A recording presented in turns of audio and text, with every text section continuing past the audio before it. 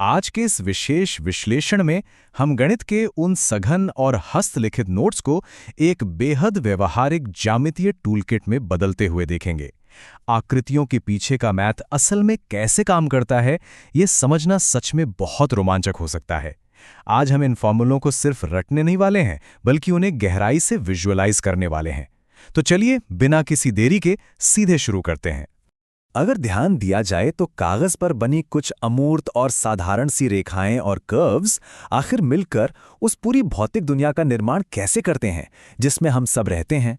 चाहे वो किसी इमारत का ढांचा हो या किसी गाड़ी का पहिया, हर एक चीज 2D ज्यामिति के इन्हीं बुनियादी नियमों पर टिकी हुई है। आज की इस चर्चा का रोड मैप बिल्कुल स्पष्ट है। पहले हम पॉलीगन्स और आंतरिक कोणों को देखेंगे, फिर वृत्त, चाप और पहियों पर आएंगे।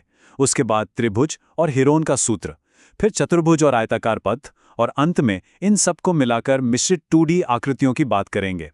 तो बढ़ते हैं पहले हिस्से की तरफ, बहुभुज और आंतरिक कोण यानी बुनियादी ढांचे का निर्माण।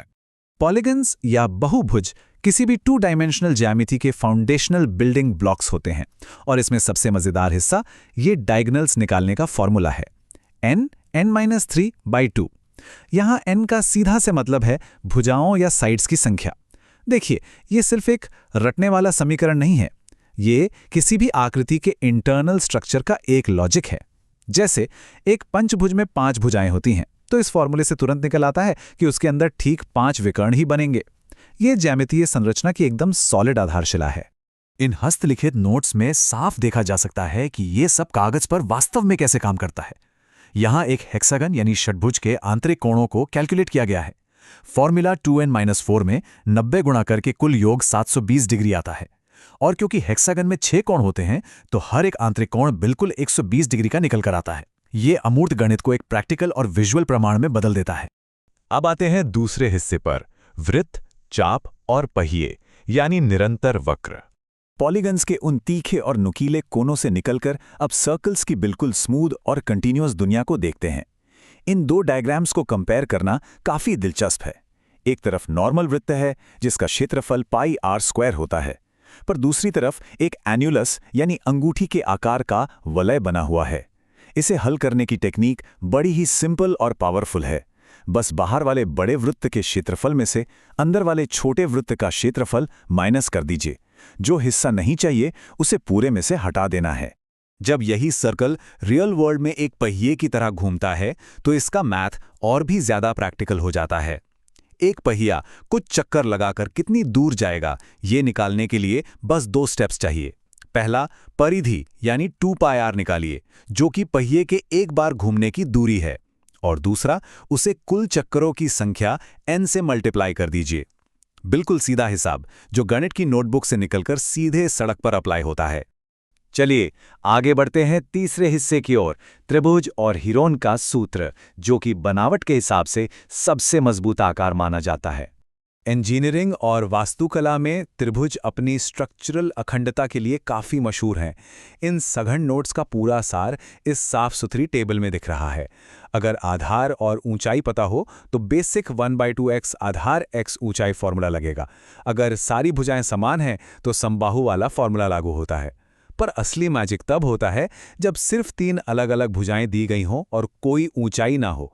यहीं पे एंट्री होती है हिरोन के सूत्र की। और यहाँ हिरोन के सूत्र का एक बहुत ही शानदार विजुअल उदाहरण मौजूद है। नोट्स में 3, 4 और 5 सेंटीमीटर भुजाओं वाले एक विषमबाहु त्रिभुज को हल किया गया है। सबसे पहले S यानी अर्ध परिमाप निकाला गया जो 6 आता है। फिर उसे इस थोड़ा जटिल दिखने वाले स्क्वायर रूट फॉर्मूले में फिट किया गया और बिल्कुल आसानी से सटीक 6 वर्ग सेंटीमीटर का क्षेत्रफल निकल कर आ गया। ये दिखाता है कि सही लॉजिक लगाने पर कैलकुलेशन कितनी स्मूथ हो सकती है। अब बात करते हैं चौथे हिस्से की, चतुर्भुज और आयताकार पथ की। 3 भुजाओं से अब आते हैं 4 भुजाओं पर। आगे किसी भी कॉम्प्लेक्स प्रॉब्लम को सुलझाने से पहले इन यूनिवर्सल बेसिक रूल्स को सेट करना जरूरी है। वर्ग यानी स्क्वायर का क्षेत्रफल a² और परिमाप 4a होता है। आयत के लिए क्षेत्रफल लंबाई गुणा चौड़ाई है और परिमाप 2(l+b। ये वो बुनियादी टूल्स हैं जो आगे की मुश्किल समस्याओं को हल करने में बेस का काम करेंगे। अब इन 2 आकृतियों के बीच का अंतर काफी क्रूशियल है। समचतुर्भुज या रोम्बस में सारी कैलकुलेशंस उसके प्रतिच्छेदित करने वाले विकर्णों पर निर्भर करती हैं। इसलिए 1/2 इंटू D1 इंटू D2 इस्तेमाल होता है, जबकि समलंब या ट्रिपीजियम में फोकस उसकी दो समानांतर भुजाओं और उनके बीच की ऊंचाई पर होता है। आकृतियों के गुण ही ये तय करते हैं कि उनका गणित कैसे व्यवहार करेगा। इन्हीं रूल्स का एक प्रैक्टिकल टेस्ट इस आयताकार पथ वाली प्रॉब्लम में दिखता है। मान लीजिए 200 बाय 180 मीटर का एक मैदान है और उसके चारों तरफ 10 मीटर चौड़ा रास्ता बना है। रास्ते का क्षेत्रफल निकालने की ट्रिक वही पुरानी और सॉलिड है। बाहर वाले बड़े आयत के क्षेत्रफल में से अंदर वाले आयत को घटा दीजिए। बाहर की लंबाई 200 में दोनों तरफ 10-10 मीटर जुड़कर 220 हो जाती है। ये एक परफेक्ट विजुअल प्रॉब्लम सॉल्विंग तकनीक है।